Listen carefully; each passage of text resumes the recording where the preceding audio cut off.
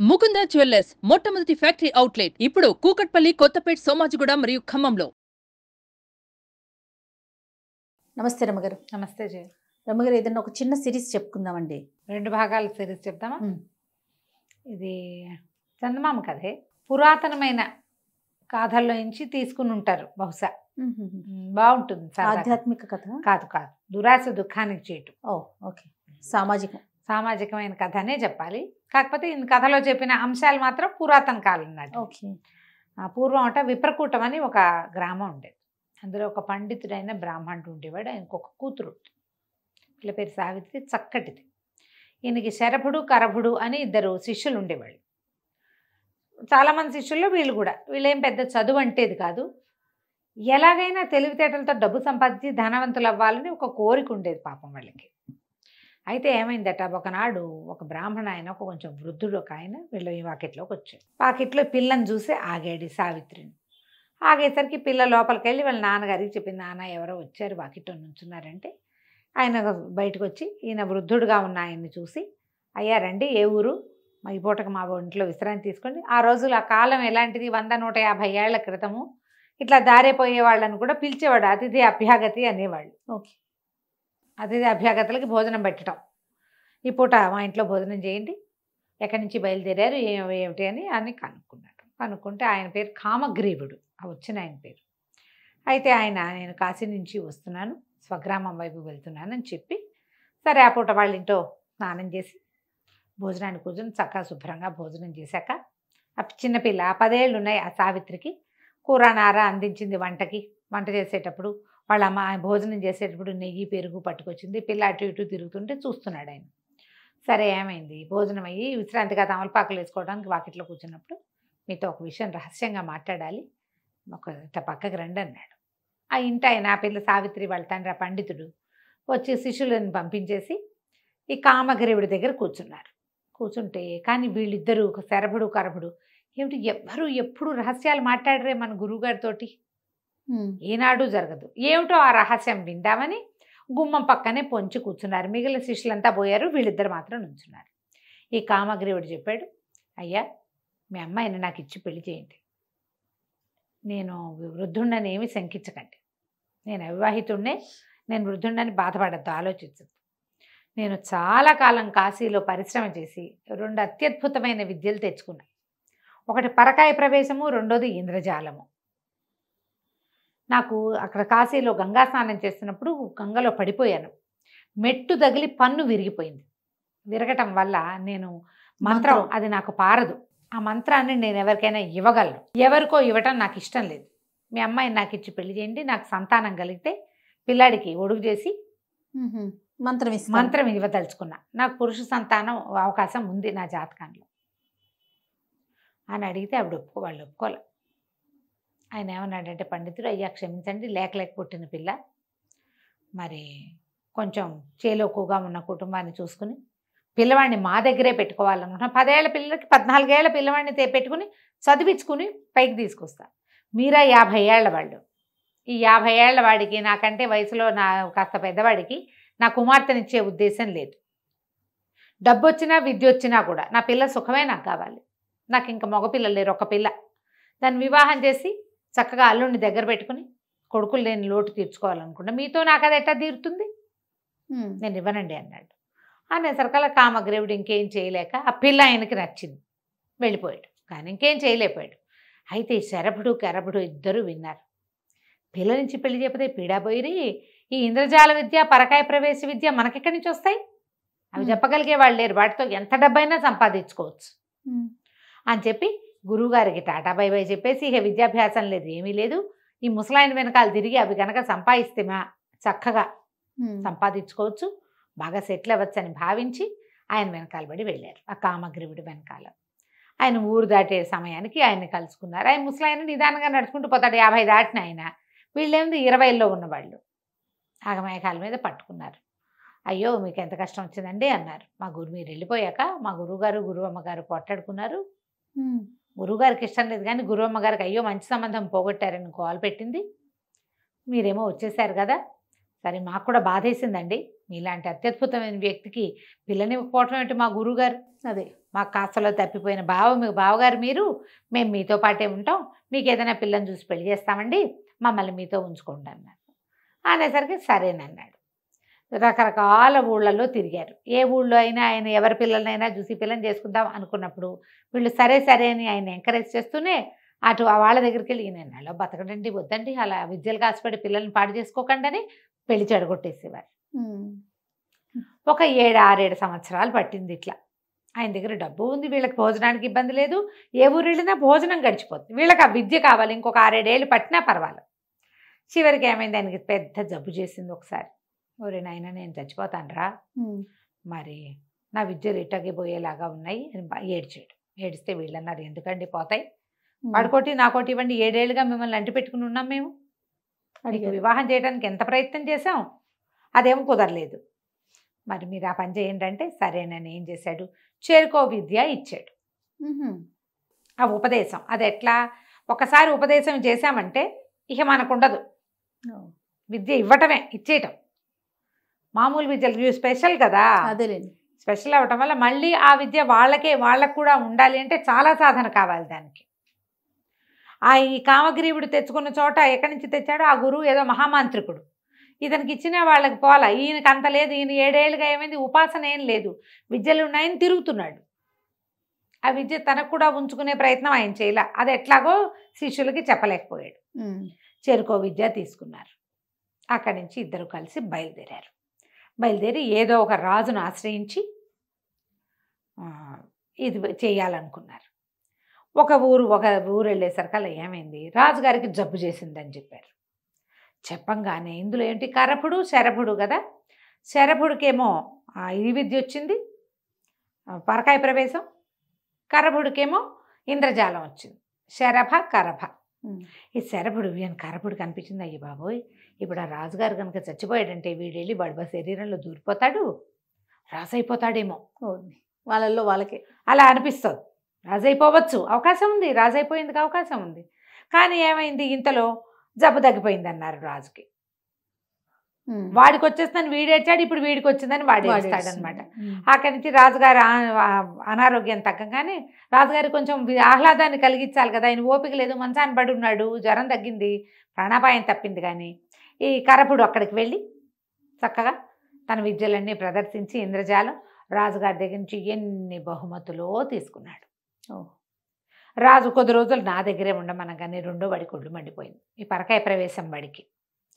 సరే నేను ఇక్కడే ఉండి ఏం చేస్తాను, బహుమతులన్నీ వాడు తెచ్చుకుంటుంటే వాడు హాయిగా ఉంటాడు అని చెప్పి స్నేహితుడి మీద కుళ్ళుతోటి వేరే రాజ్యానికి వెళ్ళిపోయాడు. ఎన్నాళ్ళో ఈ ఇంద్రజాలం వాడు ఈ రాజుగారి దగ్గర ఉండి కొంతకాలం అయిన తర్వాత ఇంక ఈ ఊళ్ళో అలవాటు అయిపోయింది, కొత్త కొత్త విద్యలు రావు, ఏవో కొన్ని రకాలే చేయగలుగుతారు. సరే తను కూడా బయలుదేరి వెళ్ళాడు. ఈ మొదట వెళ్ళిన పరకాయ ప్రవేశ విద్య వాడు ఉన్నాడు కదా, వాడు ముందుకెళ్ళాక వాడు వెళ్ళిన రోజున రాజు మరణించాడు ఆ రాజ్యంలో. మరణించంగానే ఇతను ఏం చేశాడు, తెలుసుకుని రాజుగారిని తీసుకొస్తారు, ఇంకా కాసేపట్లో పాడిక అవన్నీ కడతారు, కట్లు సవారీ గట్టి తీసుకొస్తారు అని చెప్పి తెలిసే లోపల ఇతను ఏం చేశాడంటే చీతి పేర్చుకుని దాని మీద పడుకుని తన శరీరాన్ని తగలబెట్టేసి ఆత్మతోటి వచ్చి రాజుగారి శరీరంలో పరకాయ ప్రవేశ విద్యతో వచ్చేసాడు. రాజు చచ్చిపోయాడు అనుకున్న రాజు మొత్తం 10 మంది వైద్యులు సర్టిఫై చేశారు, చచ్చిపోయాడు అయిపోయిందని లేచి కూర్చున్నాడు. మరి ఇతను వచ్చేసాడు కదా, లేచి కూర్చునేసరికి వాళ్ళు అందరూ ఆశ్చర్యపోయారు. అది ఎప్పుడు జరిగింది, రాజుగారి మరణం ముందు రోజు సాయంకాలం జరిగింది. మర్నాడు ఉదయానికి ఈయన్ని కదిపే సమయానికి వాళ్ళ ఆచార ప్రకారం రాణిగారి సువాసన చిహ్నాలన్నీ తీయించేశారు. ఆవిడ బోసిగా ఉండిపోయింది. మొదట ఈయన రాణి దగ్గరికి వెళ్ళాల, ఇతను ఏదో ప్రవర్తన విపరీతంగా ఉంది, రాజుకి ఏదో వెకిలి ప్రవర్తన వచ్చింది అనుకున్నాడు. చచ్చి బతికితే హుందాతనం రావాల్సింది పోయి వీడికేంటి వెకిలితనం వచ్చింది ఈ రాజుగారికి అనిపించింది.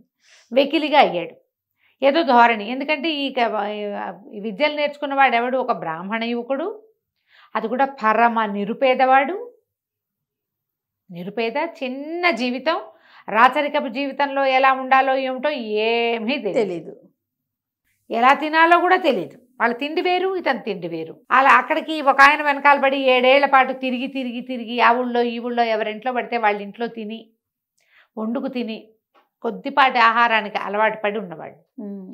ఈ చచ్చిపోయిన రాజుగారేమో భోజన ప్రియుడు. అన్ని పద్ధతులు వేరు కదా. పట్టుబడిపోతే రాణిగారికి ఏదో డౌట్ వచ్చింది. క్రమంగా ఈ రాజు ఏం చేశాడు, రాజు వేషంలో ఉన్నవాడు. మిగిలిన వాళ్ళు ఎవరికి నచ్చట్లేదు, కానీ బతికున్న రాజుని ఏం కాదని అంటారు. ఎట్టగొట్ట రాచరికం నడుస్తుండేది. రాణిగారి దగ్గరికి వస్తున్నానని కబురు పెట్టాడు. నెల తిరిగేసరికి ఆవిడ, నేను విధవని, వీడెవడో నాకు తెలీదు, నా దగ్గర రావడానికి వీల్లేదు, అంతఃపురంలో అడుగు పెట్టేందుకు కుదరదు అని చెప్పేసి ఆవిడ సువాసన చిహ్నం ఏది ధరించేది కాదు. సరే, ఈయనేమనుకున్నాడు, రాజు వేషంలో ఉన్నవాడు, ఉన్న పరకాయ ప్రవేశ విద్యవాడు, పెళ్లి చేసుకుందాం మనం, అది సెటిల్ అయిపోయాం, పెళ్లి చేసుకోవాలి, ఇంకొకరినా ఎవరినో పెళ్లి చేసుకుందాం అనుకున్నాడు. ఒక అమ్మాయిని ఎవరినైనా పెళ్లి చేసుకుందామన్న ఊహ మొదలుపెట్టాడు. మొదలుపెట్టేసరికల్లా ఈ రాజుగారి వ్యవహారాలు అన్నీ చూస్తూ వింత వింతగా చెప్పుకుంటున్నారు. ఈ లోపల అక్కడ ఉన్నాడు కదా ఇంద్రజాలం వాడు అనుకోకుండా ఆ రాజుగారి దగ్గర అన్ని విద్యలు అయిపోయినాయి కాబట్టి తీరి వస్తూ ఈ రాజ్యంలోకి ప్రవేశించి ఎవరింట్లోనే ఆశ్రయం దొరుకుతుందేమో అని చూసి శంతనుడనే ఒక పురోహితుడి ఇంట్లో ఆశ్రయాన్ని పొందాడు. ఆ శంతనుడు రాజపురోహితుడు. ఓకే. అప్పుడు అతను ఏం చెప్పాడంటే, రాజు చచ్చిబతికాడయ్యా మా రాజు. ఓ పూట 2 పూటలు మాట్లాడుకున్నాక మామూలుగా నీదే ఊరు, ఏం విద్య మాట్లాడుకుంటా, తర్వాత ఏమొస్తాయి, మా ఊరు, మా రాజరికం, మా ప్రభుత్వం గురించి మాట్లాడతాం. మాట్లాడినప్పుడు చచ్చిబతికాడు. చావకముందు ఆయన చాలా హుందా అయిన మనిషి.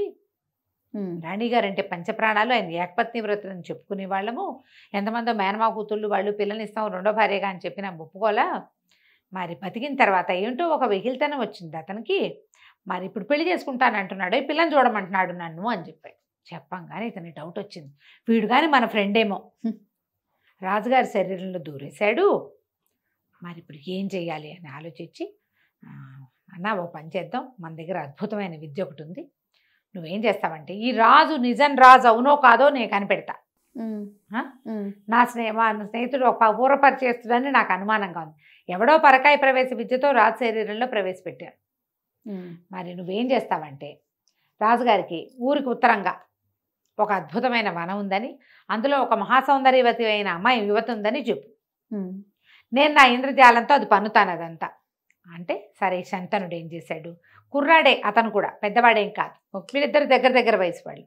రాజుగారి దగ్గరికి వెళ్ళి, మీకోసం ఒక అమ్మాయిని చూశానండి, ఆవిడ మనకు ఉత్తరంగా దిక్కులో ఉన్నటువంటి ఉద్యానవనంలో ఉందండి, చూద్దురుగాని రండి అన్నారు. అనేసరికి ఈయన అప్పుడు పెళ్లి చేసేసుకోవాలని ఉత్సాహం వచ్చేసింది, రాణిగారితో సాగేలాగా లేదు. అందుకని ఇతను బయలుదేరాడు. రాజుగారు ఒక గుర్రం వేసుకుని ఆ శంతనుడితో పాటు వెళ్ళాడు. వెళ్తే ఏముంది, ఊరికి ఉత్తరంగా అద్భుతమైన ఉద్యానవనం, అందులో మహాసౌందర్యవతి అయిన ఒక స్త్రీ ఉంది. అది ఎంత ఇంద్రజాల మహత్యం, పాతకాలపు ఇంద్రజాలాలు అట్లాగే ఉండేవన్నీ ఉన్నట్టు చూపిస్తుంది, ఏముండదు అక్కడ. ఈయన వెళ్ళి ఆ అమ్మాయితోటి మాట్లాడాలనుకున్నాడు. ఆవిడ వెనకాల తిరిగాడు. ఎంతలో ఏమైంది, ఏదో చిన్నది కాలికి ఏదో అడ్డం పడి ముందుకు పడ్డాడు. ఆ కనికట్టు అంటారు కదా, కదలికి వచ్చేసరికి పోయింది, ఏమీ లేదు అక్కడ, ఏం కనపడిపోయేసరికి ఇదేమిటి ఏమీ లేదు అని ఉలిక్కి పడ్డాడు.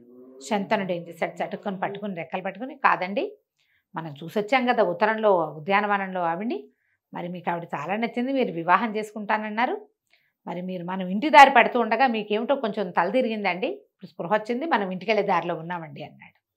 తను ఎక్కడ చూశాడో అక్కడే ఉన్నానని అనుకోలా రాజు, తెలియలా వీరు చెప్పాడు కదా, తీసుకెళ్ళిన శంతనుడు పురోహితుడు, అతడు అందరూ అబద్ధం ఎందుకు చెప్తాడు అనుకుని, అమ్మాయిని పెళ్లి చేసుకుంటాను నేను, శంతన ఎలాగైనా నువ్వు ఆ పిల్లని ఇచ్చి నాకు పెళ్లి చేయాలని చకచక్క గుర్రం వేసుకుని ఇంటికి వెళ్ళిపోయి మంత్రుల్ని వాళ్ళని పిలిచి ఏమన్నాడంటే, ఊరికి ఉత్తరంగా మన ఉద్యానవనం ఉంది కదా, అందులో ఒక మహాసౌందర్యవతి ఉంది, దేవతా స్త్రీని చూసినట్టుగా చూడండి ఆవిడ్ని మీరు, ఆవిడకి అన్నీ కావాల్సిన ఉపచారాలంటే వీళ్ళు తెలివారు. ఊరికి ఉత్తరంగా ఉన్నది శ్మశానం కదా, అక్కడ ఉద్యానవనం ఎక్కడుంది, అక్కడేం లేదండి అన్నారు. అనేసరికి రాజు హాత్తేరి, నేను ఇప్పుడే నేను చూసొచ్చాను, శంతనుడు కూడా చూశాడు కావాలంటే ఓకే అని చెప్పేసరికి సరే, ఇంతలో ఏమైంది, ఆ రెండో వాడు ఉన్నాడు కదా ఇంద్రజాలం వాడు అన్నాడు, వాడు గుర్తుపట్టేశాడు, వీడు నా వాడే, మా ఫ్రెండే వీడు అని, వీడిని వదలగొడతాను, నాకేం బహుమతి ఇప్పిస్తామంటే రాణిగారి దగ్గర తీసుకెళ్తాను అన్నాడు. రాణిగారు ఏదో బహుమతి ఇస్తుందిగా, శంతనుడు ఇంద్రజాల కరభుడు ఇద్దరు కలిసి వెళ్ళారు. వెళ్ళేసరికల్లా ఆవిడకి చెప్పాడు, అమ్మా ఈ మన రాజుగారి శరీరంలో ఒకడెవడో దుష్టశక్తి ఒకడు ప్రవేశించాడు, వాడిని తను వదలగొడతానంటున్నాడు, మరి మీతో మాట్లాడతానంటే తీసుకొచ్చాననేసరికల్లా ఇంతలో ఏమైంది, యువరాణి కీర్తిసేన రాజుగారికి ఒక 16 సంవత్సరాల కూతురు, ఓకే. మహాద్భుత సౌందర్యవతి. ఆ పిల్ల కూడా వచ్చింది. ఈవిడ రాణిగారు చెప్పింది, అయినా నీకేం కావాలంటే అది ఇస్తాను నాయన, ముందు అతన్ని ముందు ఈ వ్యవహారం సంగతి తేల్చు, మరి అమ్మాయికి వివాహం చేసి అల్లుడిని రాజుని చేసుకుందాం, వివాహయోగ్యమైన వయసు వచ్చిందని పిల్లని పరిచయం చేస్తే ఈ ఇంద్రజాలం వాడికి అది యువరాణి మీదకి పోయింది మనసు. ఎంత బాగుందో, ఈ పిల్లని పెళ్లి చేసుకోవాలనిపించింది ఎలాగైనా సరే. ఇప్పుడు వీడి ఇంద్రజాలం పన్ని ఎట్లా రాకుమార్తెను పెళ్లి చేసుకున్నాడు, ఏ రకంగా రాజు శరీరం నుంచి వాడిని పోగొట్టాడో మనం వచ్చే భాగంలో తెలుసుకుందాం. తప్పకుండా అండి. నమస్తే. నమస్తే.